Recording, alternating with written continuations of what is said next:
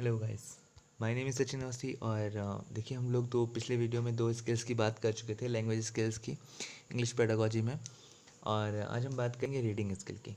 तो reading skill क्या होती है इसके बारे में देखिए, यहाँ लिखा हुआ है रीडिंग स्किल। ठीक है, दो बच्चे देखिए क्या कर रहे हैं। यहाँ पर दो बच्चे जो हैं पढ़ाई कर रहे हैं। क्या कर रहे हैं? दो बच्चे पढ़ाई कर रहे हैं। किससे? बुक से पढ़ रहे हैं। बुक के जो भी विचार हैं, बुक में जो भी फैक्ट्स हैं, बुक में जो भी कहानी लिखी है या फिर जो भी थ्योरी लिखी है, वो कहीं ना कहीं इनके दिमाग में कुछ ना कुछ इनपुट हो रहा है, कुछ ना कुछ जा रहा है, ये कुछ ना कुछ ग्रहण कर रहे हैं। तो ये कैसी स्किल हो जाएगी? रीडिंग स्किल हमारी रिसेप्टिव स्किल हो जाएगी। रिसेप्टिव स्किल मीन्स ग्रहण करने वाले स्किल। और हम बताया था, चारों स्किल्स बताई थी और उसमें बताया था कौन कौन सी रिसेप्टिव होगी, कौन कौन सी प्रोडक्टिव होगी। प्रोडक्टिव वो होगी जिसमें हम अपने विचारों को व्यक्त करेंगे, हमारे दिमाग से कुछ बाहर निकलेगा। ठीक है, हमारे मुंह से हम बोलेंगे, यानी हमारी राइटिंग और स्पीकिंग हमारी प्रोडक्टिव होगी। और रीडिंग और लिसनिंग जो होगी हमारी कैसी होगी? हम इसमें कुछ ना कुछ अपने दिमाग में इनपुट कर रहे हैं, तो ये कैसी स्किल होगी हमारी? ये होगी रिसेप्टिव स्किल। ठीक है, आगे बढ़ते हैं। देखिए लिखा हुआ है, reading is a process of constructive meaning from the written text. Reading क्या होता है? Reading is a process, reading एक प्रक्रिया है, ऑफ कंस्ट्रक्टिंग यानी कुछ बनाने की, मीनिंग फ्रॉम रिटन टेक्स्ट यानी जो भी टेक्स्ट लिखा हुआ है, रिटन में कुछ लिखा हुआ है, उसकी मीनिंग निकालने का, उसके मीनिंग यानी उसके अर्थ निर्माण की प्रक्रिया ही रीडिंग कहलाती है, पढ़ना कहलाता है। ठीक है, आसान है। नेक्स्ट लाइन पढ़ते हैं। It is a skill of It is a skill of it is a skill of interpretation of the written symbol, and it's required with practice, and it is a good learning method. इसका मतलब ये है कि जो भी हमारे written में symbols होते हैं उनका इंटरप्रिटेशन हो जाता है। ये एक स्किल होती है इंटरप्रिटेट करने की। इंटरप्रिटेट का मतलब होता है एक टाइप से मीनिंग मेकिंग ही हो गया। मीनिंग हम उसके कंस्ट्रक्ट करते हैं, कहीं ना कहीं उसके मीनिंग निकालते हैं और उसको पढ़ते हैं। तो ये कैसा है? ये गुड लर्निंग की हैबिट होती है, गुड लर्निंग का मेथड है। ठीक है, आगे बढ़ते हैं। देखिए डिफरेंट काइंड्स ऑफ रीडिंग होती हैं, लेकिन डिफरेंट काइंड्स ऑफ रीडिंग लिखा हुआ है। एक होती है एक्सटेंसिव रीडिंग, एक होती है इंटेंसिव रीडिंग। अब देखिए एक्सटेंसिव रीडिंग क्या होती है? एक्सटेंसिव रीडिंग होती है reading which student often do. Extensive का मतलब होता है ऊपर ऊपर से पढ़ लेना, ऐसे पढ़ लिया, ऐसे रैपिड रीडिंग कर लिया, एन्जॉयमेंट के लिए पढ़ रहे हैं, आउट ऑफ कोर्स कोई चीज़ है, कोई में कहानी की बुक मिल गई या फिर कुछ भी ऐसा पढ़ने लगे। ठीक है, और इंटेंसिव इज़ व्हाट? इंटेंसिव वो होती है consist the detailed focus on the construction of reading text. ठीक है, इसका मतलब होता है जो हमारी इंटेंसिव रीडिंग होती है, हम क्या करते हैं, कोई चीज़ डिटेल में पढ़ते हैं, स्पेसिफिक लर्निंग एम्स के लिए पढ़ते हैं, यानी जो हमारे कोर्स में है हम उसको पढ़ रहे हैं, हमारा कुछ ना कुछ उद्देश्य है उसको पढ़ने का। ठीक है, डिटेल में पढ़ रहे हैं, उसके मीनिंग के पे भी जा रहे हैं, ठीक है, उसके कॉज पे जा रहे हैं। तो ये सब हमारा क्या हो गया? ये हमारा इंटेंसिव रीडिंग में आता है। ठीक है, देखिए एक वर्ड होता है, आपको याद रखना है, मैं बता देता हूँ, पहले ही बता देता हूँ। एक वर्ड होता है स्किमिंग। स्किमिंग स्किमिंग ठीक है, हाँ। स्किमिंग क्या होता है? स्किमिंग को जिस्ट रीडिंग भी कहते हैं। जिस्ट का मतलब होता है GIST, जिस्ट रीडिंग। ये होता है कि to get only the main idea.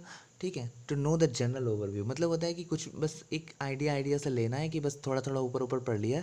ये जैसे हम लोग परीक्षा देने जाते हैं, एग्जाम देने जाते हैं, तो हम क्या करते हैं, हम पहले रिवीजन करते हैं ना। तो हम रिवीजन करते हैं तो हम ऐसे ही ऊपर ऊपर आइडिया ले लेते हैं, क्योंकि हम पढ़ चुके होते हैं डीप। तो हम ऊपर ऊपर आइडिया ले लेते हैं कि आखिर इसमें कह क्या रहा है, बस इसके लिए। चूँकि ये वर्ड आता है इसलिए मैं बता दे रहा हूँ। ठीक है, और एक और वर्ड होता है, उसके बारे में भी जान लेते हैं। वो वर्ड होता है स्कैनिंग। देखिए नाम से ही समझ में आ रहा है स्कैनिंग। स्कैनिंग क्या होता है?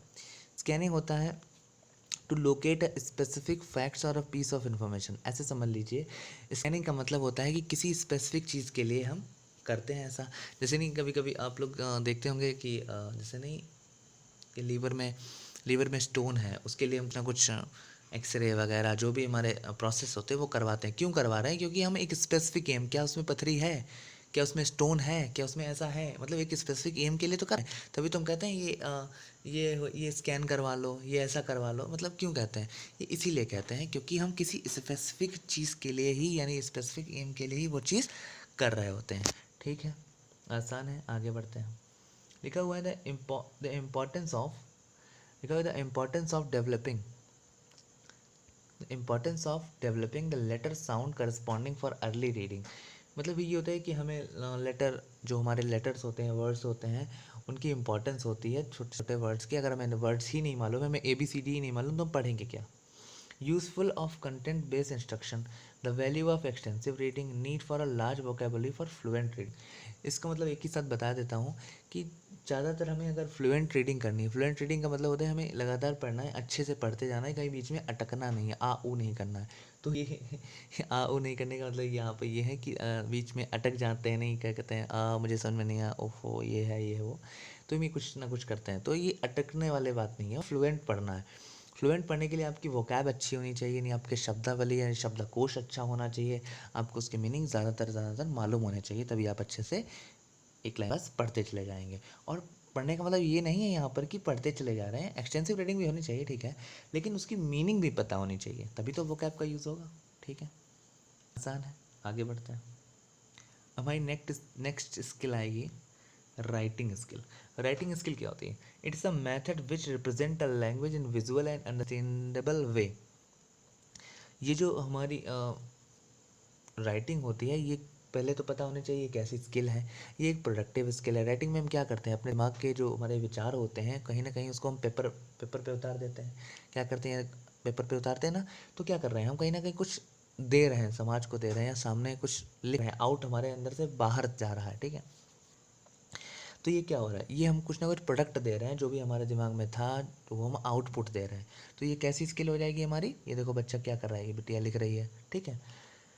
It's a method which represent a language in visual and understandable way, ठीक है। Writing serves to communicate us for the express ideas, thoughts and feeling. देखिए लिखा हुआ है, राइटिंग जो होती है हमारे आइडियाज़, हमारे फीलिंग्स, हमारे थॉट्स के बारे में, हम जो भी सोच रहे होते हैं वो हम लिख देते हैं, ठीक है। आप कोई भी बात थिंकिंग करते रहिए, लेकिन अब जब तक आप उसको पेन पे उतारेंगे नहीं, पेन पे उतारा हूँ, कागज़ पे उतारेंगे नहीं, तब तक काम नहीं चलेगा, ठीक है। राइटिंग स्किल भी समझ में आ गई, आगे बढ़ते हैं।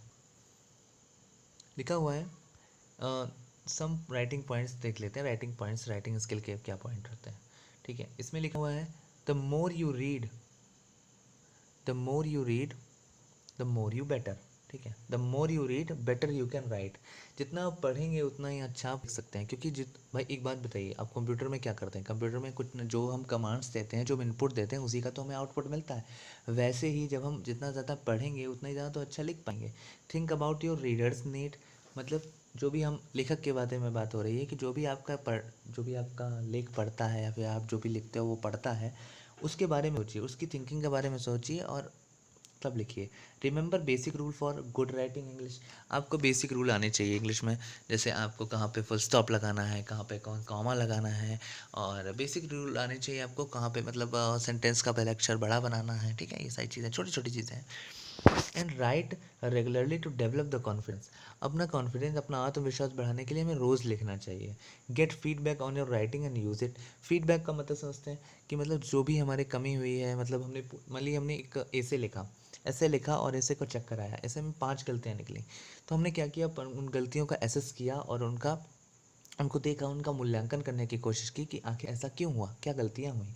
तो हमने उसके रूट कॉज जाने और उनको दूर किया, और अगली बार जब हमने चेक कराया तो हमारी 2 गलतियाँ हुई। धीरे धीरे क्या हो रहा है कि हम यही जो चीज़ कर रहे हैं उन्हें सुधार कर रहे हैं, गलती को पकड़ कर। यही हमारा फीडबैक होता है, ठीक है।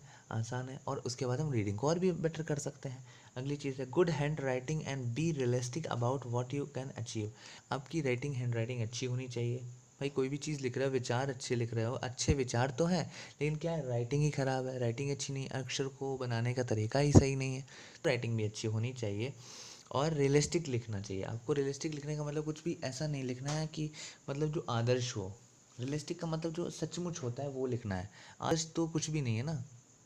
कई लोग कुछ भी लिख देते हैं कि ऐसा ही करना चाहिए, ऐसा ही होना चाहिए, लेकिन ऐसा ऐसा कुछ सुनने में मतलब अजीब लगता है।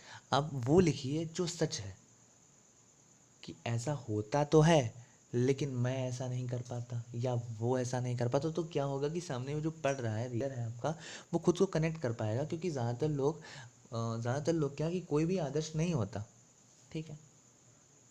ये फिलोसफी की क्लास होती जा रही है सॉरी, कोई बात नहीं, नेक्स्ट बढ़ते हैं। ओके, सो क्लास यहाँ पर एंड होती है, और thank you for joining us, ठीक है। और अच्छा लगा होगा, आई होप अच्छा लगा होगा। और बहुत ही अच्छा टॉपिक है, और नेक्स्ट हम पढ़ते जाएंगे धीरे धीरे, कोई प्रॉब्लम नहीं है। इंग्लिश पेडागोजी बहुत आसान पड़ जाएगी, और मुझे लगता है सीटेट का हर टॉपिक आसान पड़ जाएगा, कोई प्रॉब्लम नहीं होगी। मैं एक एक करके सब कुछ कवर करता चलूँगा, लेकिन एक एक करके ही करूँगा। ये जल्दी जल्दीबाजी करने की ज़रूरत नहीं कि ये पढ़ना है, ये भी पढ़ना है, ये भी पढ़ना, फुदकना नहीं है। आप एक एक पे चलिए, एक रास्ते पे चलिए, आपको मंजिल ज़रूर मिलेगी। So thank you very much.